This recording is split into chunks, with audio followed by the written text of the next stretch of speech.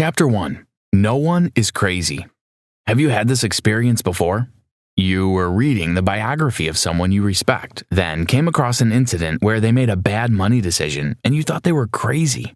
Or maybe you were told of a relative or neighbor who was once wealthy that lost almost all their wealth in a short time and got angry at how they couldn't manage their money.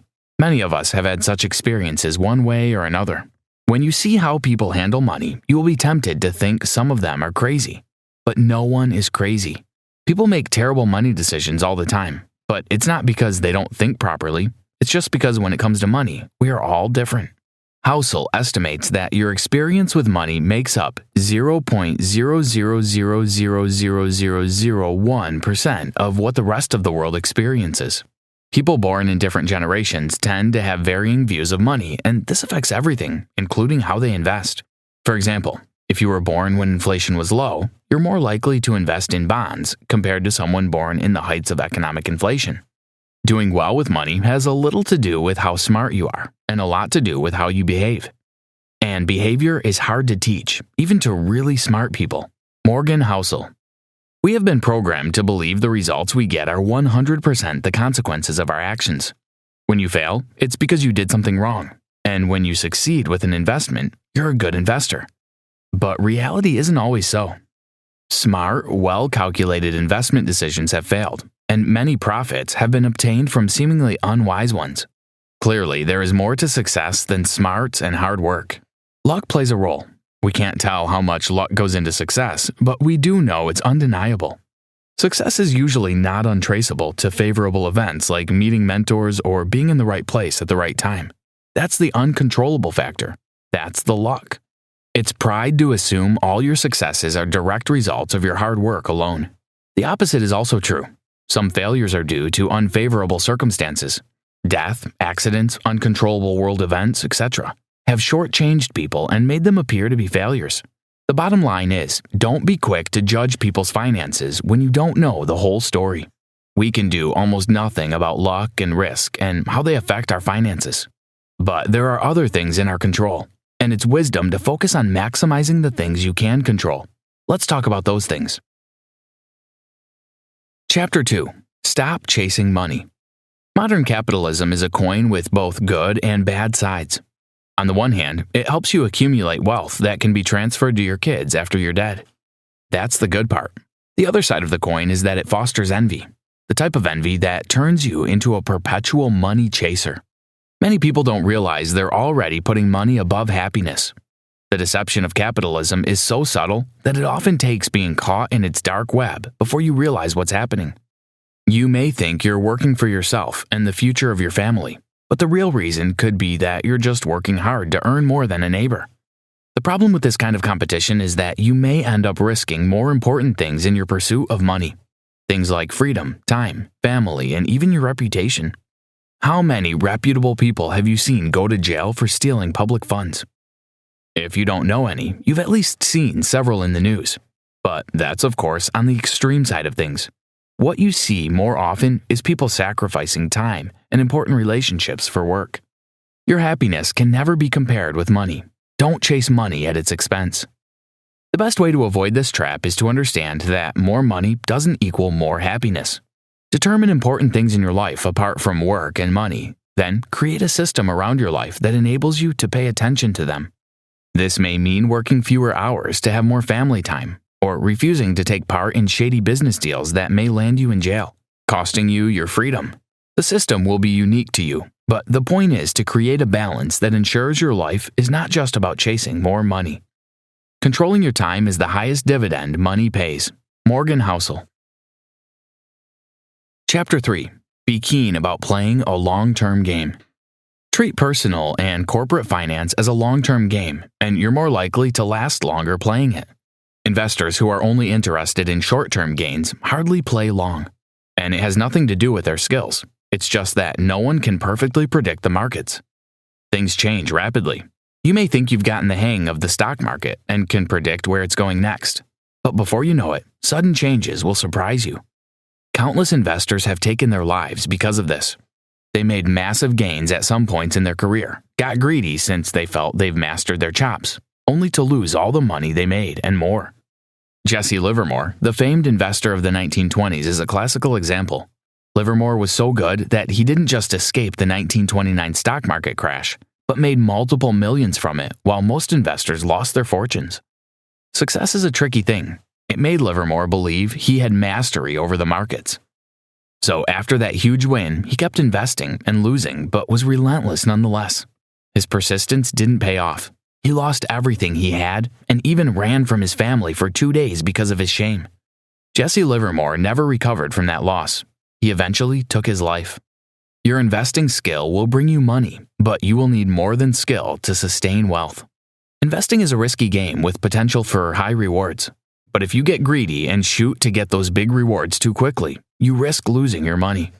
The masters of this game understand this, so they play with the long term in view. They choose to compound their gains over time rather than quick, unguaranteed profits. Take Warren Buffett. As at the time of writing this, he's worth $84.5 billion. But $84.2 billion of that only came after his 50th birthday.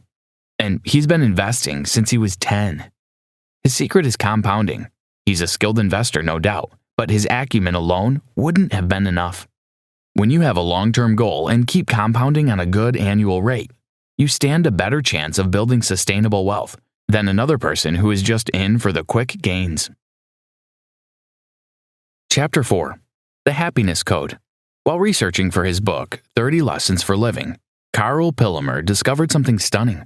He asked 1,000 elderly Americans to share the most important lessons they learned over the years. None of them talked about happiness in the way that we see it these days. Of all the people interviewed, not even one said the secret to happiness was to make more money than the person living next to you. No one said that pursuing a high-paying career for the sake of money and prestige would make you happy. And if all that is true, which it is, then we seem to be missing something. Many people firmly believe that more money would make them happier people. They hinge all their happiness hopes on an increase in their monthly paycheck, and therefore live very unhappy lives. According to the Americans interviewed, what made them happy was having meaningful relationships, spending quality time with family, and being part of something bigger than themselves. When you realize that several scientific researchers support these points, you will want to take them seriously. Nothing matters more than your happiness. It's disastrous to anchor your happiness on things, especially things you're yet to have, because you may never have them. But when you give more premium to relationships and causes, you realize that you become a much happier person. Chapter 5. Don't aim to be rich, aim to be wealthy. The difference between riches and wealth is beyond semantics. Riches are what you see as an external observer, but wealth is usually hidden. Someone living in a house worth $200,000 is rich, even if they borrowed to get the house. At least they have to be earning a high income to be able to pay their debt. But that's not wealth.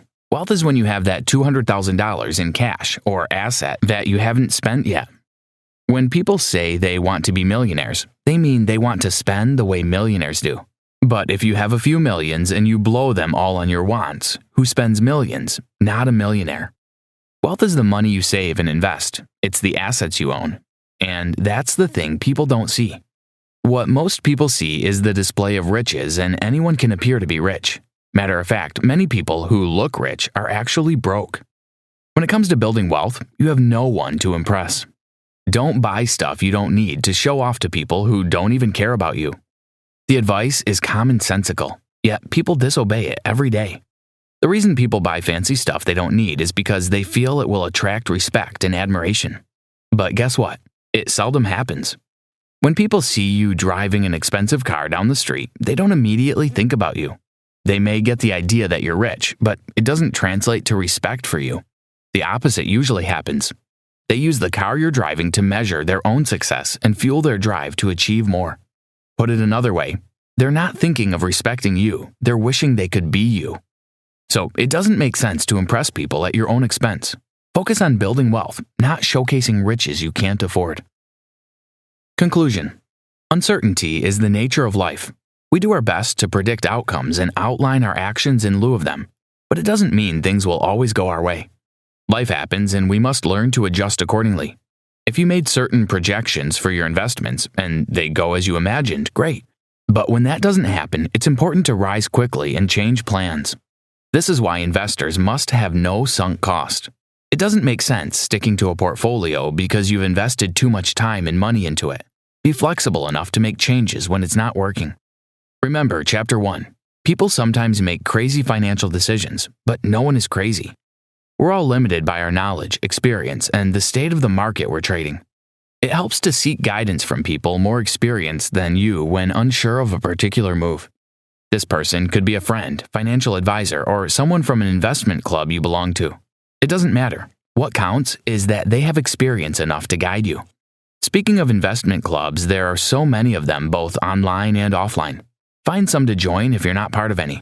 You'd have to pay a regular fee for most, but they're always worth the dollar. Final words. Protect your happiness at all costs. Stay out of shady deals. Don't chase money, and always create time for the important thing in your life. Because in the end, what's the use of the money if you can't enjoy it?